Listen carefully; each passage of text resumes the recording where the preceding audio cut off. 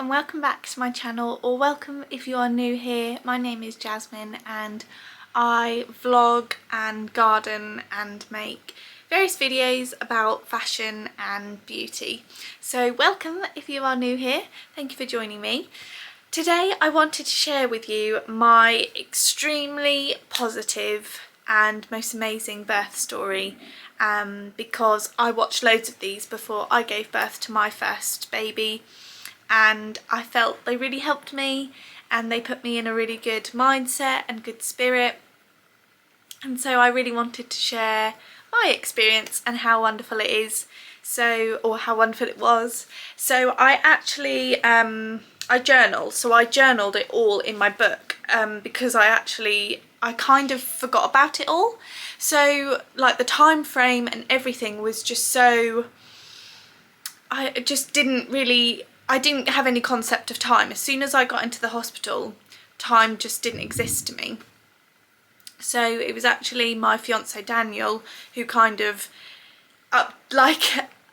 corrected me in the time frames of when certain things happened, and then I documented it all so that I wouldn't forget it.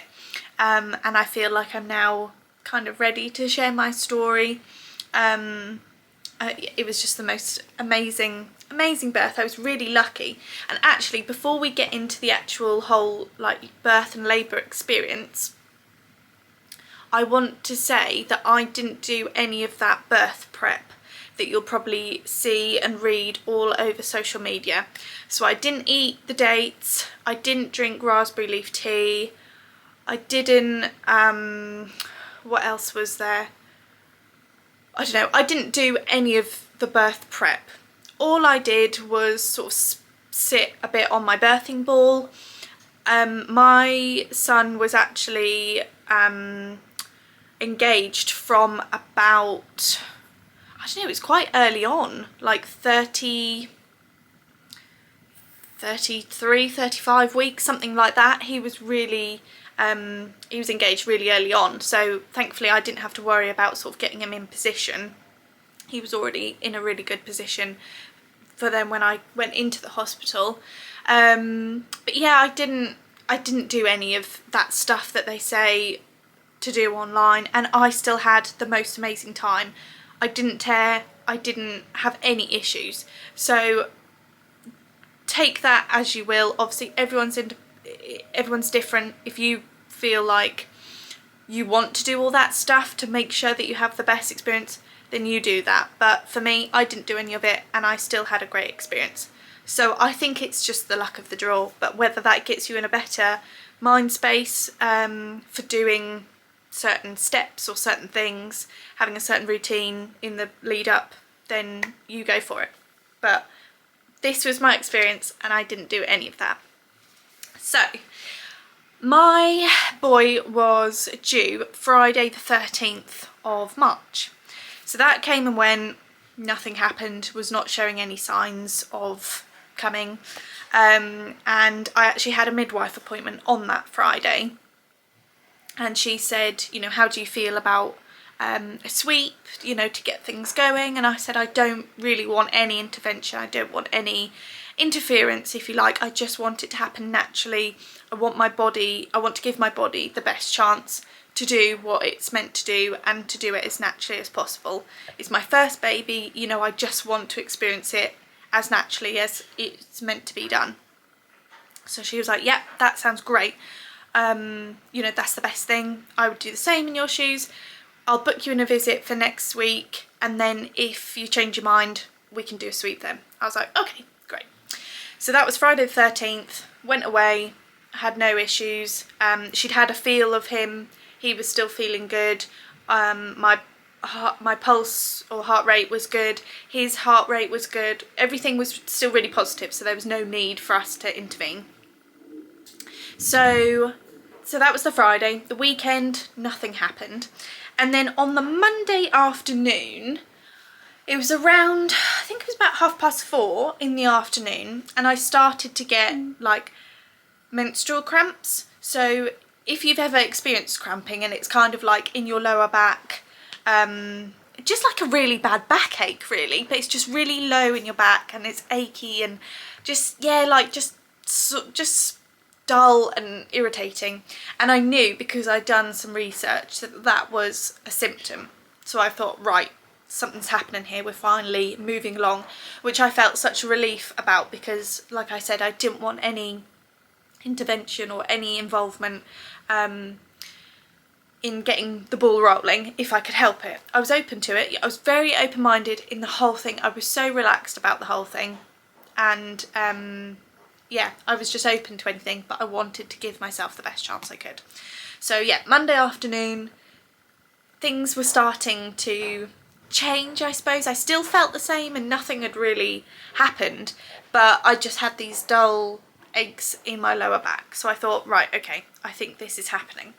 So then later that night, so Daniel had come home, we were chatting, and then probably about 6:30, I want to say, if I can remember correctly, they were then turning into more contractions. So they were a lot more intense ache and felt a lot sorer, and I was starting to get really uncomfortable and achy and sore, and I always had my tea up the table sitting on my birthing ball anyway, so I sat on there and I was just really uncomfortable, really sore, and just started to feel a little bit achy. And then by bedtime, basically, I was having contractions. So they were really like spaced out and sporadic, but they were just like a really, it's such a weird feeling, and no one can ever describe it to you for you to really ever expect and be prepared for how they feel. But yeah, it was just the most incredible like pressure and it just like tightness in your lower back, and just felt really strange. So I ended up having those from around 6:30 that evening. This is the Monday night, and they were, like I said, very sporadic. I don't know, maybe I had like, I don't know, 1 an hour or something. Like, they were really spread out, but they were happening. And then I think by about I don't know, maybe like, it was around bedtime, so maybe 9 or 10, they were then a little bit closer together. So I was having a couple within a shorter space. I think they say that you're meant to have 3, I'll write on screen because I'm not 100% sure, but I think you're meant to have like, say, 3 that last a minute within 5 minutes or 10 minutes or something. And I still wasn't there. I was having maybe like 2 every half an hour, but they were getting closer and they were strong and they were uncomfortable. And I ended up actually waking up Daniel at midnight and asking him to put the TENS machine on. So a TENS machine, if you don't know what that is basically like this little electrode system. It's a little handheld device that has cables which stick like sticky pads onto your back. So you put them either side of your spine, the sort of lower back, and then just above your like above your bum, basically. They show you where to put it. And then when you get a contraction, you press the TENS machine and it sends pulses, electrodes in through these pads into your back, so it distracts your mind from the intensity of the contractions.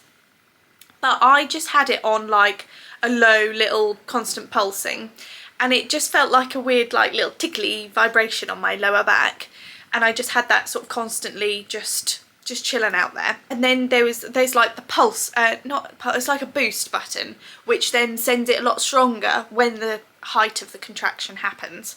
But I was too scared to push the button because I literally felt like, is this actually going to like electrocute me? Because obviously you've never felt it before. I didn't know how intense that feeling was going to feel. So I just kept sort of turning it up a little bit and got used to that more sort of tickly vibration. And then I literally didn't sleep a wink that whole of Monday night because the contractions were so intense. And I was so uncomfortable, I could not lay down.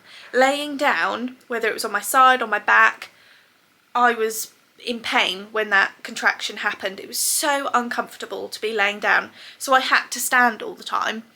And I couldn't even sit on my birthing ball because sitting down was even really uncomfortable. So I literally just had to keep walking about. And I was just feeling these, what they call in hypnobirthing, surges, which is another word for contractions. And I was just like, I can't sleep. How am I meant to sleep? This is so uncomfortable. and that literally happened the whole night. So then Tuesday I literally spent the whole of Tuesday at home contracting, and they were starting to get closer, and I was timing them on the Freya app, which is a really, really good app, and it does the counting of the breathing. So in hypnobirthing they teach you how to do, I think it's in for 4, out for 8, and she counts you on the app, which was really helpful. So it's something to focus on when you're going through this, and I couldn't think of anything. I couldn't distract myself. I couldn't make myself count or count in my head. I had to focus on something. So her being able to count, and you'd time your surge and she'd start counting you, was so helpful. That got me through every contraction. So that was really, really good. And then it was about 2 o'clock that the contractions really ramped up, and they started to get a bit closer together. And I had called the hospital a couple of times that morning to say, look, this is what's happening. What should I be doing? Like, is this okay? Like, should I be coming in yet? What are we expecting here? Because it was my first time. I didn't know what to do.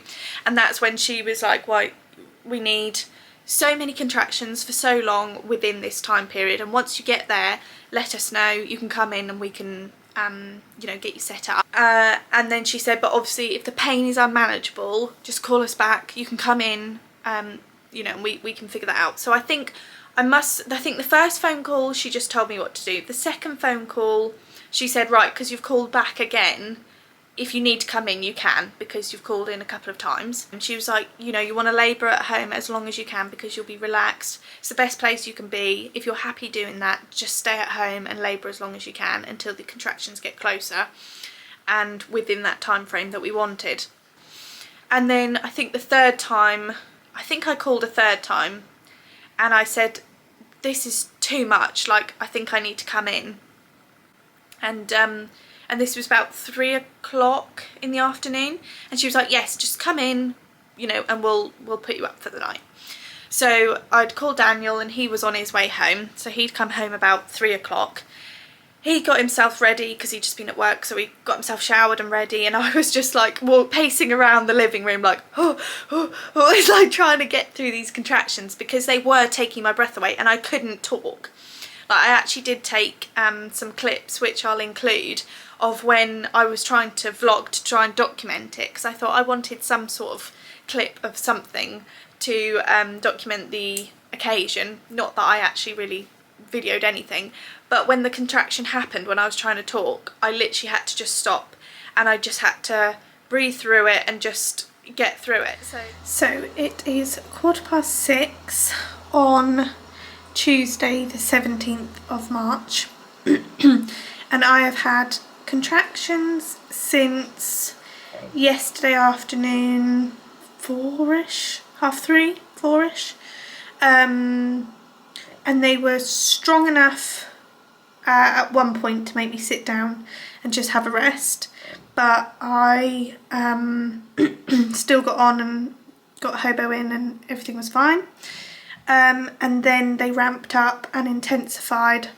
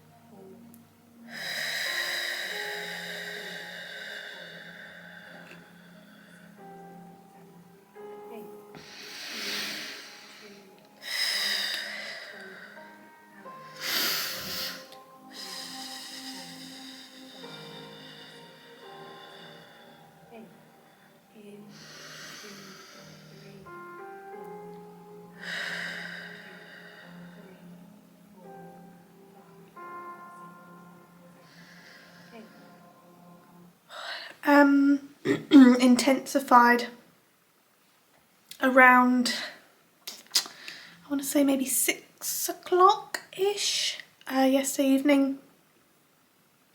and they were coming consistently for roughly around a minute every 10 minutes. And then that was about sort of 7 to 10 minutes. And then I have been up all night with on and off contractions pretty much sort of every 5 to 10 minutes. And they've all lasted roughly about a minute. Had my TENS machine on since midnight maybe, and yeah, I've just been breathing and swaying. Couldn't really lay down or sleep, so I've just been getting through it really. So just breathing through and just getting through.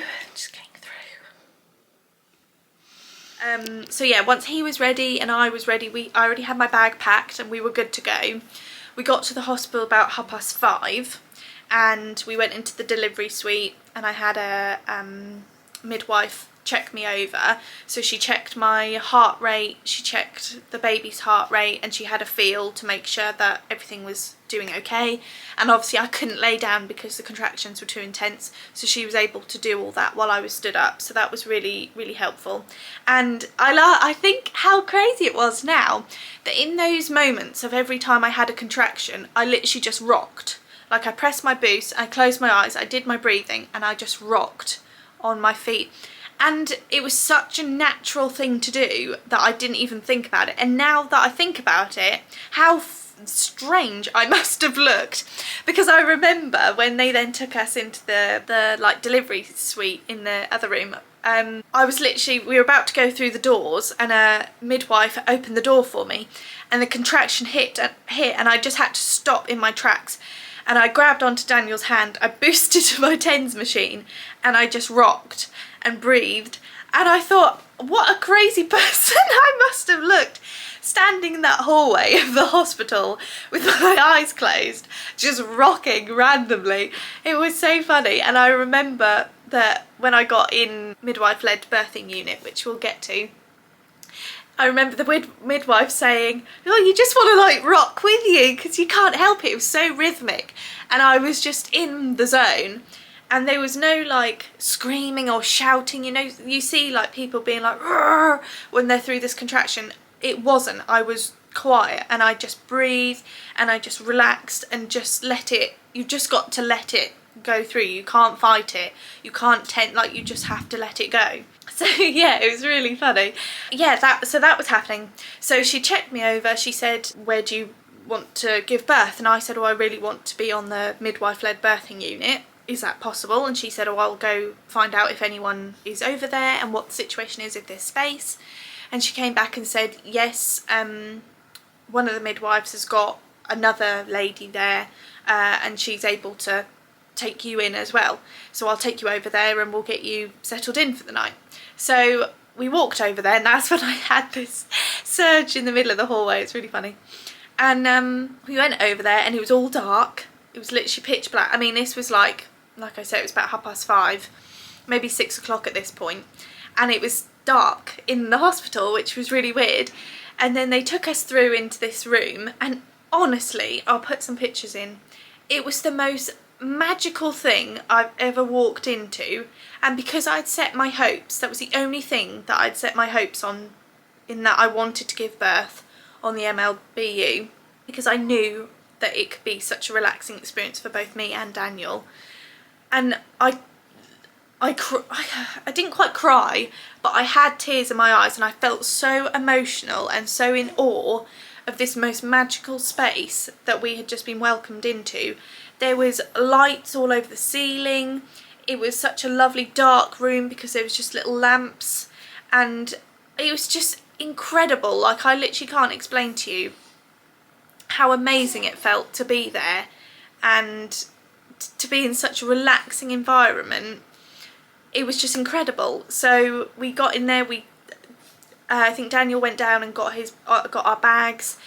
We sort of settled in for the night. I was pacing and breathing through the contractions, tried to sit on the ball, couldn't sit on the ball, tried to lay down, couldn't lay down, like I couldn't do anything. And at this point, obviously I hadn't slept all of Monday night or all through Tuesday, so I was getting quite knackered. But because you're just focused on what you're doing, I didn't stand there and feel like a dead man walking, you know. I felt okay, tiredness wise, because I was just focused. So anyway, so we were in this space and we were going to be there for the night. So I wanted to know how far along I was, how far I was dilated, what the situation was, what we were sort of looking at. So we kind of had an idea of what was going on, because obviously, as I say, it was my first time. I didn't know what to expect. I didn't know where I was. I didn't know what was happening. So I said, please, could you check to see how far along I am? So the midwife checked to see how far dilated I was, and at that point I was 6 centimetres.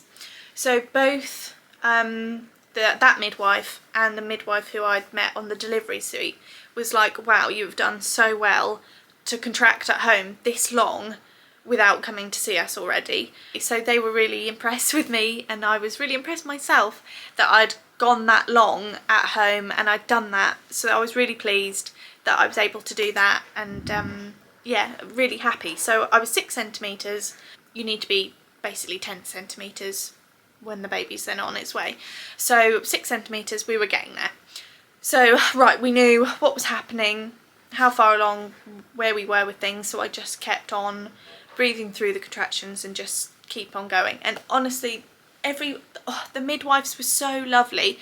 There was like a main qualified midwife and then a student midwife with them, like supporting them, and they were so lovely. And they, because we were there like a couple of days, they changed over a couple of times, and we had such lovely midwives every single time. They were so lovely.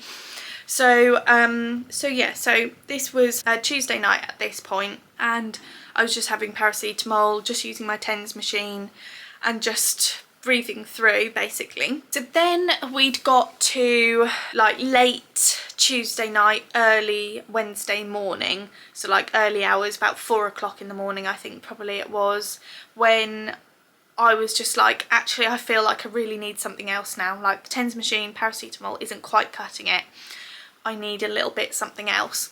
So I had the pethidine injection, which is an injection in your thigh, and that is a pain relief that stops the contractions from feeling quite so intense. So they still happen, things are still happening, it's not preventing anything or interfering with anything, it's just making me feel like they're a lot more manageable. So that was nice. So yeah, I'd had the pethidine injection, and then I think that was wearing off, or had worn off, and obviously then I was still like, brah. And I think they checked me, and I was 8 centimetres I think, and where he was positioned the fluid was like over his head, and they wanted me to sort of straighten him up so that he could obviously break through and we could get going. So I had to lay in certain positions, and obviously I had to try and stay in these positions, because when the contractions are happening obviously things are moving down, but during the contractions I couldn't lay down or I couldn't sit down. So when I was in these particular positions to try and help him sit in the right position, when the contractions hit I couldn't actually stay in those positions, so I wasn't able to quite get him in the right place because I just couldn't lay through the contractions. So she checked me, and then I think maybe I'd had the pethidine injection. Then she checked me again and I was still at the same place, and she said, do you want me to check? Do you want me to break your waters? And I said, yes, let's get this thing going. Let's get the ball rolling. So she broke my waters, and that was the craziest experience. I know some people naturally break their waters and some people don't, but that was a really weird feeling. She said it's going to be like a warm gush, and it literally was a warm gush. It was crazy. And so that happened. So then, right, we knew a little bit more was going to happen. The ball was rolling a little bit further, but I was like, you know, uncomfortable still, and I'd kind of run out of pain relief options, if you know what I mean. So then I went on the gas and air, but I just couldn't do it. Like the mouthpiece was massive and I couldn't figure out how to suck it in and everything while the contraction was happening, because I was just so distracted by the contraction. I couldn't focus on then doing the gas and air. So then I opted to go in the birthing pool. So obviously she filled up the pool and it was lovely and warm, and I was sitting in there and that was really nice. But then because I'd obviously taken off my TENS machine and I'd kind of used up the pain relief, I just found it really hard being in the birthing pool. But I found it a lot easier to do my gas and air while I was in the pool, and I was gripping onto the side of the pool when it was happening, and I was getting through. But it's so intense, the contractions, when they're happening, especially when you're further along and obviously it's ramping up. It's so hard to relax. So the midwife just kept saying, just relax, just let it happen, like don't tense up, like you're so tense, just relax. And because obviously they could see that I was like this every time a contraction would happen, she was like, you need to just relax. And I found that so hard, but I knew that that's what I needed to focus on. So every time it happened, I would just be like, oh, and just try and just relax and breathe through it, which I did manage to do. But the contractions in the birthing pool were actually just too intense for me to handle. And at one point, actually,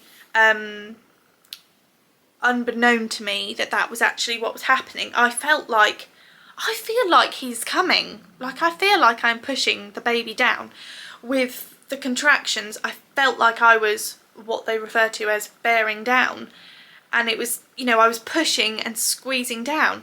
And I was like, is that actually happening? Because obviously I'd never felt it before. I didn't know what was going on. So I was like, look, I need to get out of the pool. Like, this is too much. I just need to be walking about and standing up. So, okay, out you come.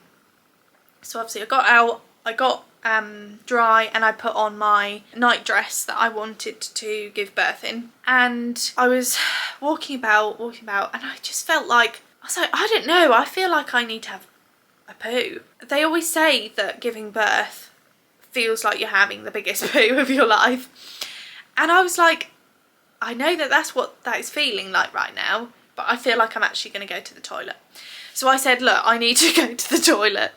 So I did, and I did go to the toilet. Not properly, but like obviously I was having bowel movements, because that's what happens. And a lot of the time in labour and when you give birth, a lot of women do go to the toilet while they're doing that, because that's all contracting in the same place. So I went to the toilet, and I felt like, I said to the midwife, I was like, I actually feel like I'm going to do my bum some damage. Like, you know when people advise you not to push when you go to the toilet because you could hemorrhage, where your like bum is damaged from the strain. And I felt like that's what I was going to do to myself. And I was like, I don't actually know what's happening here, but I can't help myself but push. And I feel like I'm pushing all from the back end, and I'm going to end up damaging my rear end. And they were like, no, don't worry, you won't. Like, that won't happen. And I was like, how can you be so sure? But I was like, okay, well, I'll believe you. But obviously it was just the feeling of my contractions and him travelling, that all the pressure was in my bum.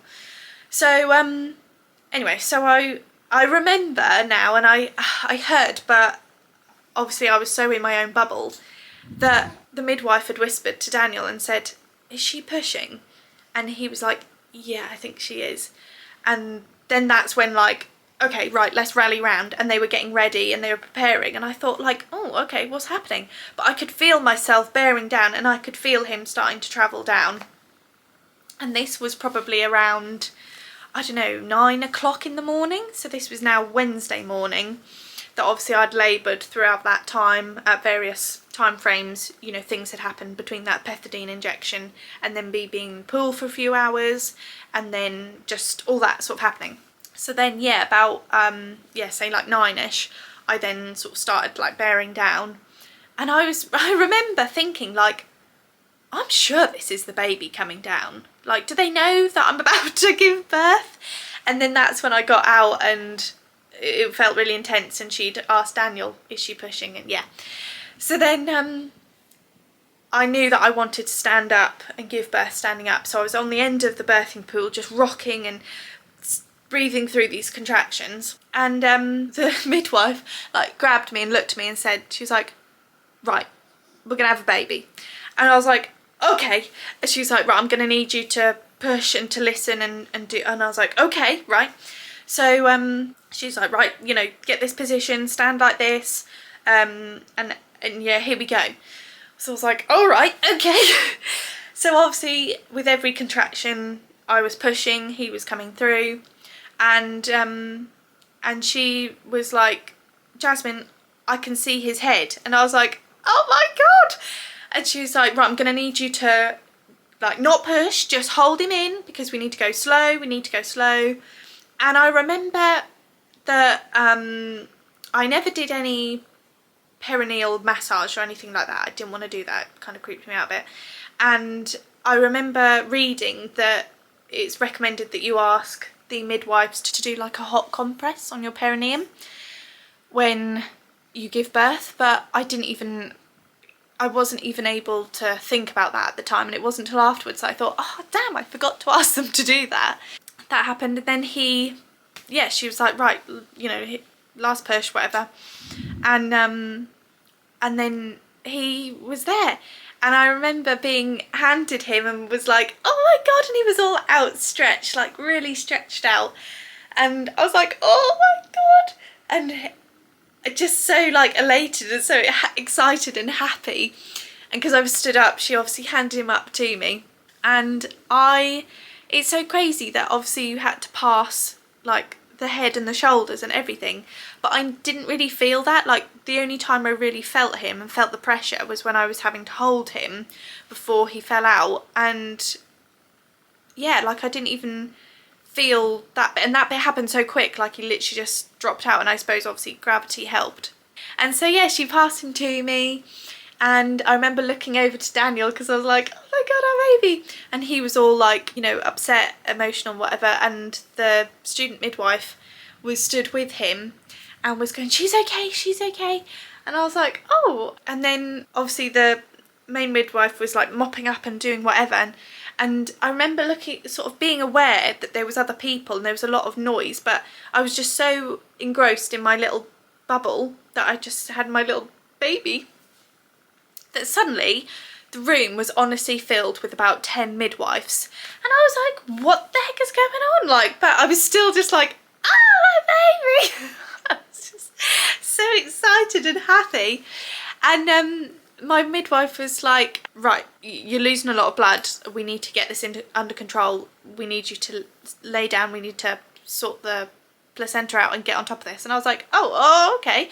So I laid down, and obviously I had a little teddy on my chest, and they were like, right, we need to cut the cord. And I was like, there was a midwife like behind me, one to my side, and then like sort of 3 of them at my feet, and I was like, no, wait, I want the cord to go white, I want it to stop pulsing. I said, or can we not hold off because of what's happening? And she was like, and then the other midwife was like, no, it's stopped pulsing, it has stopped pulsing, we're okay. And I said, okay, you can cut it then. So even in like that, in the midst of it all, I still remembered I wanted that to happen, and I still voiced my wishes and whatnot. Because Daniel was like no good to anyone. He wouldn't have said anything because he was just like, oh my God, she's losing all this blood. So that happened, and then they said, right, we need to deliver your placenta, and I don't know, I think they injected me to deliver it because I don't remember like giving birth to it, and obviously they say delivering your placenta is like giving birth again, and that definitely didn't happen for me. So I think they must have just quickly had to withdraw it to get on top of the bleeding. So they obviously injected me. I don't even think they barely really had to give it a little pull. It was like already sort of coming. So that was good, and they were happy that that was all intact, nothing was going on there.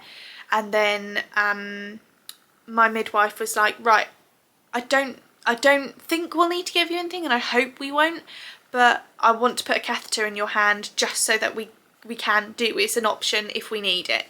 And because I was just in my little bubble, I was like, yeah, here. Like, I was just happy. Well, it was this hand actually. I was just like, yeah, he can go. Where before, like the idea of having a catheter, like if I was in my sane mind, my right frame of mind, I would be like, no way in hell are you catheterising my hand. No way. That is the only thing that really makes my toes crawl. And just oh no. So but I was just, yeah, so just elated and obviously full of adrenaline and oxytocin and full of the joys. So she popped a catheter in my hand and then everyone kind of disappeared. And there was just like a couple of other midwives still in the room with us and just checking I was okay, just talking to me, talking to the midwives and whatever was going on. And I was like, oh, like, what's going on? And they were like, oh, you lost a lot of blood, and obviously we needed to stop it. So they did, which I think must have been what the injection, which also helped my placenta come out. I think that was like, that stopped the bleeding, and they did that all in the same go, I think. So, because I only had 2 injections in my thigh that I was aware of anyway, so that's what that was, and that's what happened. And then they were like, right, you know, you need to have your time with him, we'll leave you alone and just chill. So I had my little skin to skin with him. Daniel had some time too. It was really lovely and it was just so nice, and it was really relaxing there still. And so this was 11:15 in the morning, Wednesday morning, that I gave birth. And yeah, that was it. And then I slept after I'd had, you know, a good sort of hour or so of just holding Teddy.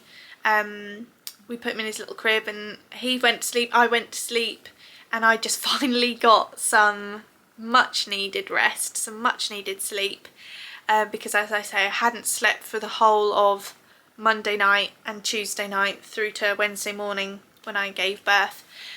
So yeah, that was intense.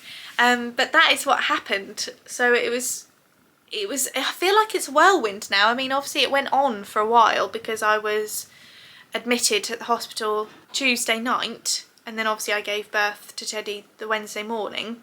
But actually, in the grand scheme of things, that is not a very long period of time. And I think from my maternity notes that I was in active labour for like 13 hours. So I don't know if that's average, I don't know if that's normal, I don't know if that's short, I don't know.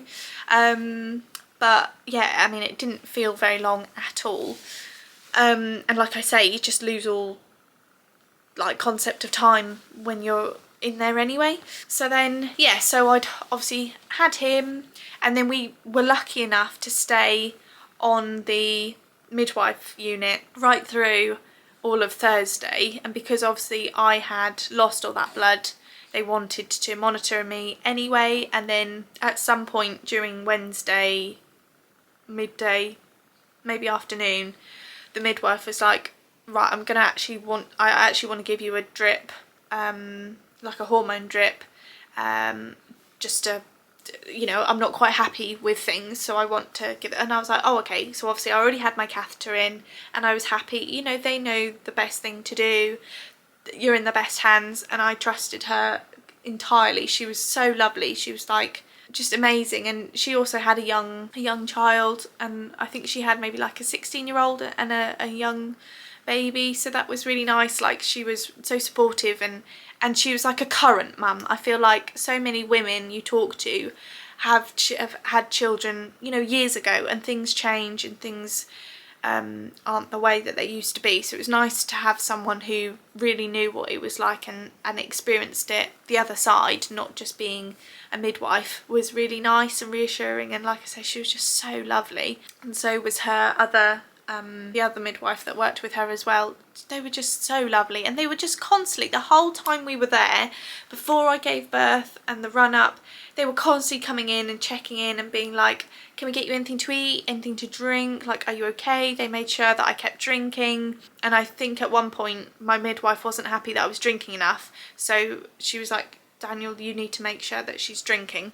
So he constantly was like, have some more water, keep drinking, keep drinking. So that was really good. And they just kept coming in and topping up our water jug, and didn't even want anything from us, or didn't need anything, just wanted to look after us, just wanted to keep us fed and watered. It was so lovely. They were so kind.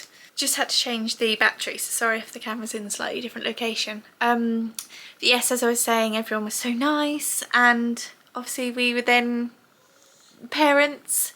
And thankfully no one else came in, as in no one else was in to give birth on the Thursday, so they actually kept me on the birthing unit the rest of Wednesday, which normally they would have had to have sent me onto the ward by then. So I was able to stay there all of Wednesday, and then I didn't get moved onto the ward until 6 a.m. Thursday morning. The ward wasn't really good. They were so slack after coming from Midwife-led Birthing Unit.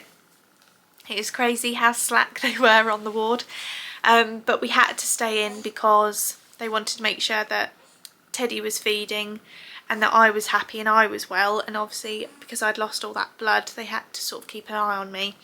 But it was just a shame that they just took so long to do everything. So we didn't actually get to leave the hospital until like midnight Friday morning, so that was quite a drag. But I mean, it was okay, and it wasn't a terribly long time to be on the ward, you know, just a day, so that was okay. But yeah, it was so incredible, the whole experience. I found it so amazing, and it definitely helped me just going into the whole process, just being like, what will be will be. You've just got to let it happen. Like, your body knows what to do. You've got to trust your body, you've got to trust your instincts.